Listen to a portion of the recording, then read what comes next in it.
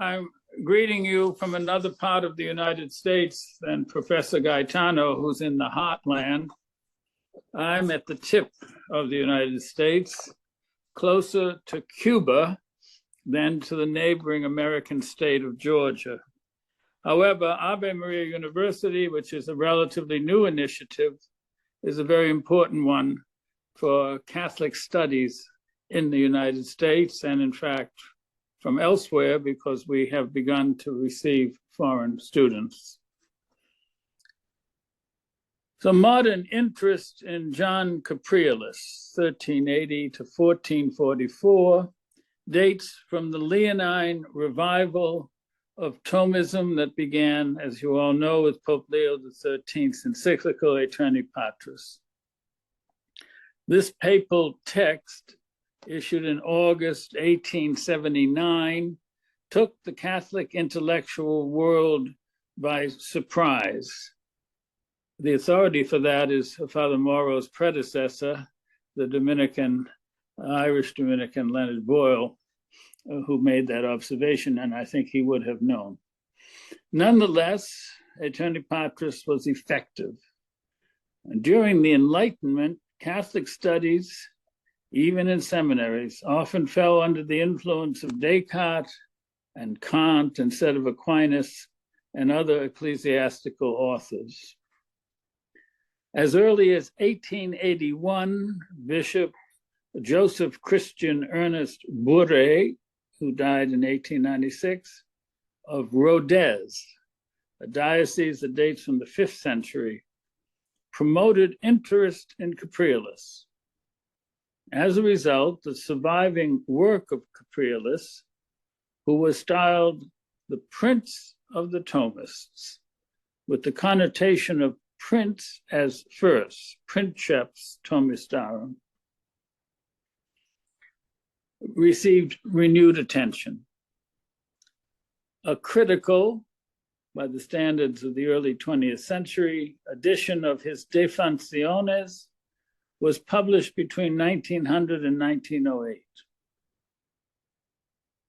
Now let me signal from the start, for those of you unfamiliar with Capriolus, that any humanist worthy of the name would look at any page of the De Functiones and he would immediately put it aside with his collection of other obscurantist literature. The project of the 20th century edition was undertaken by French Dominicans. Father Thomas Peg announced the project in an article in the Revue Thomiste, Volume 7, published in 1899, a Thomist journal brought into existence also as a result of the Leonine revival. And studies of the positions that Capriolus took continued through the period of what some call Neoscholasticism and others call the Thomist commentatorial tradition of the 20th century. 2. In 1994, early September, an international colloquium was held in Rodez, France, Capriolus's hometown, during which some 35 university research scholars discussed various aspects of Capriolus's Defensiones Theologiae Divi Tome Aquinatus. The proceedings of the Rodez Colloquium were published by Cerf in 1997 under the title Jean Capriolus en son temps. The participants concluded that far from the Defensiones representing a decline in the intellectual rigor of the Middle Ages, a careful study of Capriolus reveals new and quite interesting aperçus into philosophy, theology, and of course the history of the Dominicans in the 15th century. It also showed that Capriolus stood at the dawn of the humanist period in European intellectual history. Indeed, his retrieval of the temper and content of Aquinas' thought offered a strong rebuttal to the metaphysically depreciated authors of late medieval nominalism that the humanists, well, by and large, despise. 3, one of the figures of the early Italian Renaissance, as I don't have to tell this audience, and often called one of the earliest humanists, appears in the person of Francis Petrarch, who was a native of northern Italy.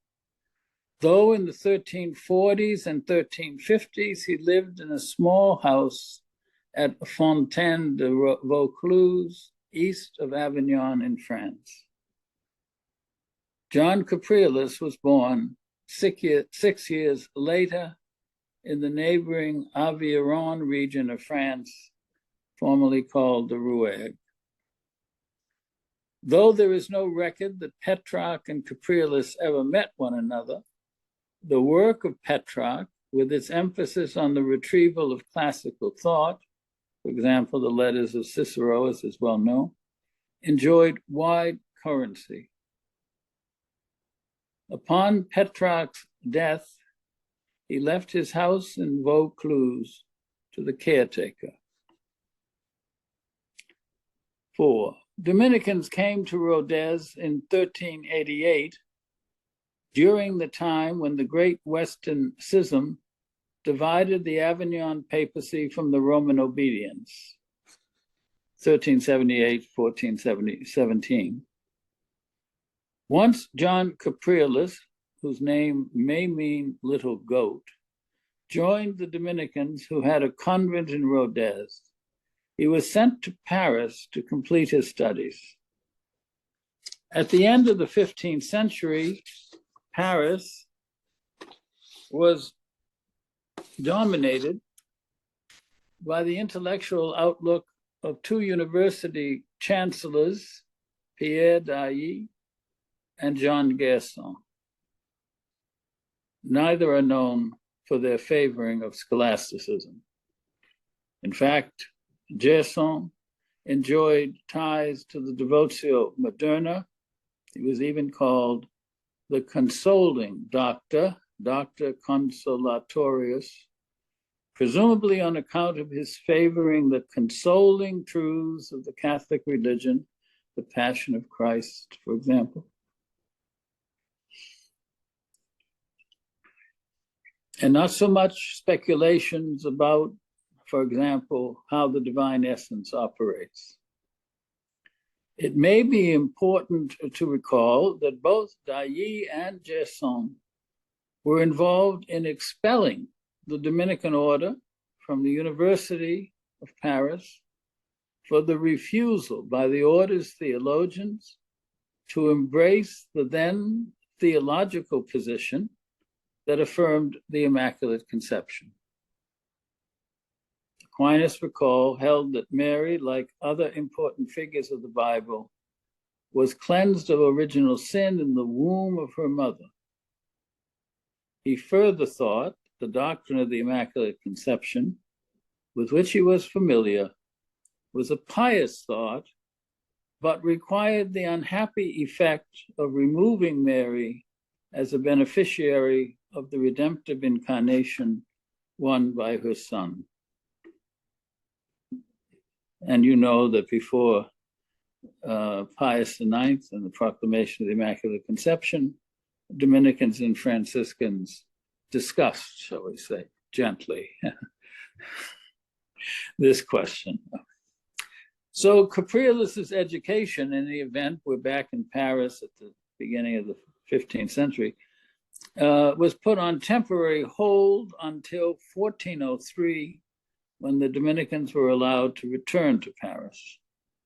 Nonetheless, the quarrel between those who defended the Franciscan, and it must be said, Scotistic view on the Immaculate Conception, and the Thomist alternative, strongly defended by the Aragonese John of Monson who himself was condemned by the university in 1378, opened the eyes of the young Capreolus. He saw that Aquinas required explanation, a project he called a defense. And there was more. In a late work, Pierre d'Ailly wrote that it pleased him to recall that during the century that had come to an end, the 14th, quote, one wrote many treatises against Brother Thomas, end of quote. There were Thomists in the 1300s, but outside of Dominican study houses, it is difficult to describe the thought of Aquinas during that period as widespread. At least the strongly metaphysical version of Aquinas. In addition, one should recall that halfway through the 14th century, Europe suffered the Black Plague. Well, they give the dates 1346 to 1353, and from it, many, many deaths. And recent scientific research, you may know, has shown that the bubonic plague did not end entirely, and remnants of it were discovered up to the 18th century and indeed afterwards by the excavations of tombs and burial places. 5, so why include Capreolus as part of a colloquium on the humanists? First of all, one answer can draw on the use made of Capreolus's Defensiones by later Thomist figures who themselves were very much influenced by the humanist movement of the late 15th and early 16th centuries. Capreolus earned his title of princeps on account of the way that the Defensiones became the favored textbook for Thomist realism. The first printed edition of the Defensiones appeared in Venice in 1483 and 1484. And shortly thereafter, between 1495 and 1497, Sylvester de Prieris, a Dominican, died in 1527, produced his Compendium Capreoli, a quite extensive summary of the Defensiones. Earlier, Paolo Babbo da Soncino, usually called Soncinus, died in 1495, produced his Divinum Epitoma Questionum in Quatros Libros Sententiarum a Principe Thomistarum Ioanne Capriolo Tolesano.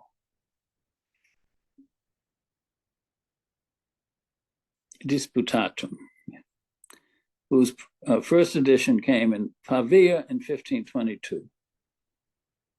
Incidentally, the Toulouse reference to Toulouse in Capreolus's name, the Capreolus of Toulouse, indicated the Dominican province to which he belonged.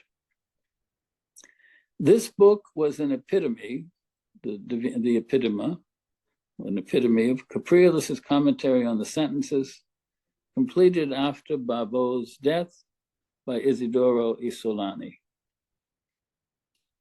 6, these printed editions of Capreolus's compilers, as well as the Defensiones itself, on the account of the late Father Guy Bidwell, who certainly is known to those of you expert in the 16th century and 16th century humanism. He was a world expert on Jacques Lefebvre d'Etaples, one of Erasmus's buddies, confirm a real and considerable diffusion of Capreolus's work within the course of a century, namely from 1483 until 1588. The printing houses which produced these editions were found mainly in the north of Italy, and the region of Lyons, Lyon. Venice, as Bidwell points out, had become a center for humanist printing. And we would call these impressions deluxe editions, complete with frontispieces and letters composed in classical Latin. All in all, the existence of numerous books, either by or presenting Capreolus, give no indication that he and the scholasticism that he represents were considered a benighted, obscure remnant of the past that the burgeoning humanism would soon consign to oblivion. For those of you who teach the Renaissance or humanism, it would be interesting, this is a suggestion Bidwell raises, to investigate why in France at this period, Capreolus was printed with considerable runoffs in a place which at the time was a center of Huguenot life, basically, the Huguenots around Lyons. And the question is, did they print Capreolus to persuade people that how obscure he was, and therefore the Reformation was a much clearer Calvin's text or a much clearer exposition of the gospel? Or was there another reason that there was such a considerable amount of the printing of Capreolus in Lyons in the beginning of in the first half of the 16th century?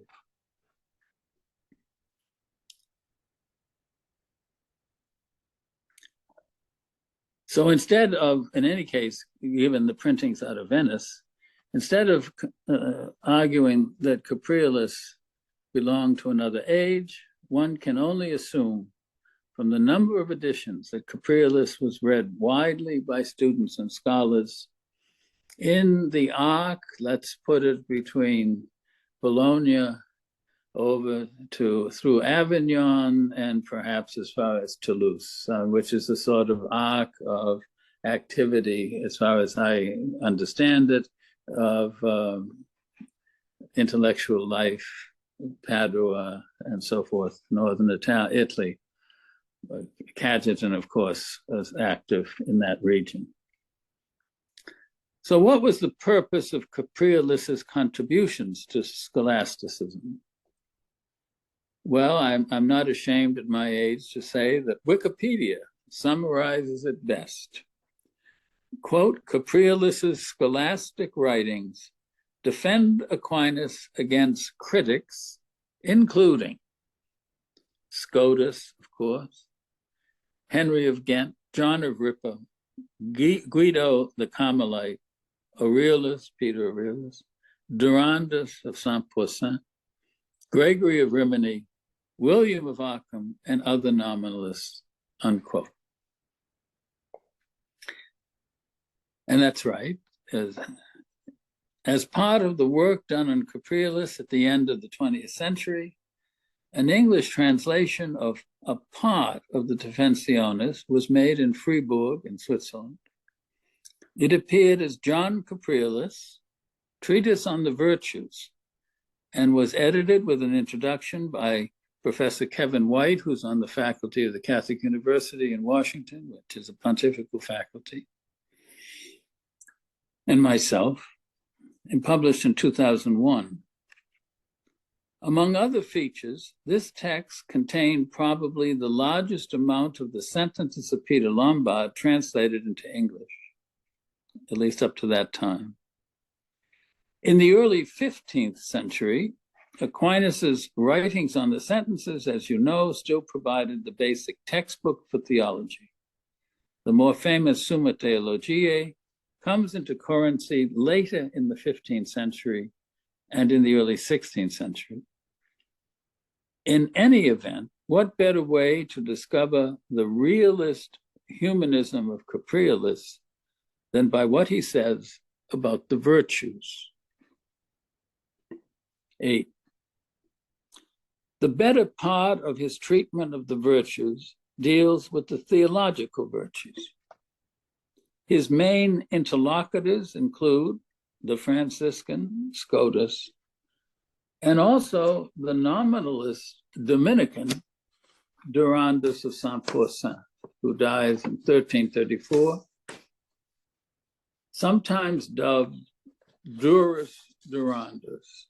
That means hard-headed Durandus. He discovered his vocation as a bishop, so he died as a bishop. The nominalist penchant for not multiplying entities affected how they presented the theological virtues. Some argued, for example, that the virtue of hope was not distinguishable from the virtues of faith and charity. Capriolus, in fact, cites Scotus's commentary on 3 sentences, distinction 26, question 1. Quote, Scotus argues, says Capriolus, against the third conclusion that hope is not a third habit distinct from faith and charity. The third conclusion, of course, was that there's faith, hope, and charity. Capriolus replies by citing Aquinas's identification of the 3 New Testament virtues by their distinctive formal objects. Key to this distinction is the difference between, as you all know, benevolent and concupiscent love. So Occam's razor doesn't cut here. But that's the kind of discussion that Capriolus takes on when he discovers nominalism, making adjustments to what I think can be defended as a classical Catholic thought, at least from this point of view in history. That, of course, is a debate of, I understand, talking to medievalists and seziemistes, the people of the 16th century, will have different outlooks on that. But, I mean, to take Professor Gaetano's wonderful paper, as far as I know, the last time I looked, the school of Scotism died out somewhere in the 17th century or 18th century. Until the Franciscans took up the publication of the edition of Scotus's work in the 20th century. In any case, that could be a seminar all its own. However, there are 2 questions on the moral virtues that help us clearly to place Capriolus in what we have heard Domansky yesterday describe as a way of life. Don Mauro, are we still in contact? I've lost your picture. Yes, you can continue. Okay. Yeah, okay. Yeah. So as I was saying, there are 2 questions on the moral virtues. I mentioned already one, the question of hope, not a theological virtue, distinct from charity and faith. Secondly, now, the moral virtues that help us clearly to place Capriolus in what we have heard yesterday Domansky describe as a way of life. The first question asks whether by human acts, habits of virtue are acquired which exist in the sensitive appetite, that is, in the concupiscible or irascible powers, as in their subject. Now, you all know this issue enjoys a long history in scholastic moral philosophy and theology. And from the Middle Ages up to St. Francis de Sales, at least, and beyond. In short, to acknowledge, as Aquinas does, that true virtue can develop from human actions, what he called acquired virtues, sets him apart from those authors who read St. Augustine, rightly or wrongly, somebody else can decide, as confirming that the only true virtue comes to exist in fallen man as a result of divine grace. Aquinas, as Capriolus recalls, of course acknowledges the infused virtues. Certain moral virtues, divinely infused, are also necessary for man. The implications of Aquinas's position on the virtues of the Christian life, to wit, they can coexist with the divinely infused virtues, holds obvious significance for the humanist cause. Unless, of course, you are ready to accept that Jansenism was an expression of French humanism. Obviously, there's much more to say in that regard, but I think that captures it in a succinct way. Finally, 10. The other thesis on the virtues also supports a humanist outlook on human behavior. Namely, whether the cardinal virtues, that's prudence, justice, fortitude, and temperance, which themselves are the virtues of the ancients, the virtues of the Old Testament, and the virtues that St. Thomas takes up, whether the cardinal virtues are interconnected in such a way that he who possesses one possesses all. Now, this thesis follows Aristotle, who argued that prudence needs the moral virtues to operate well, and the moral virtues likewise depend on prudence to discover, but not create, to discover the mean to be observed. It is a vicious circle that traps the undisciplined person. Is it a vicious circle that traps the undisciplined person in a sea of vice? I have a vice, therefore I have no prudence. I have no prudence, therefore I can't escape vice.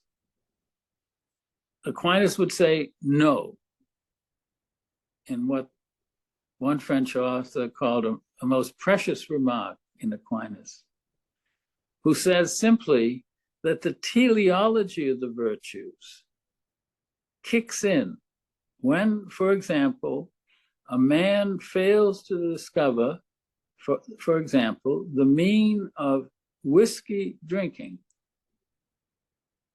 The drunk bumps in to what Aquinas calls the res, by which he means the reality of life that does not, to give the most obvious example, support constant intoxication.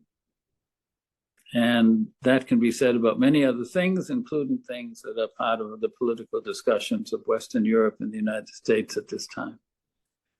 Again, what humanist worthy of the name would not want to defend the perfectibility of human nature even before the intervention of divine gifts, granted that that intervention and the connection is a matter that requires careful analysis?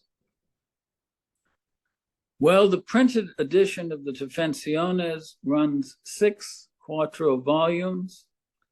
Let these few examples suffice to put John Capriolus as the morning star of the Thomist humanist movement, at least.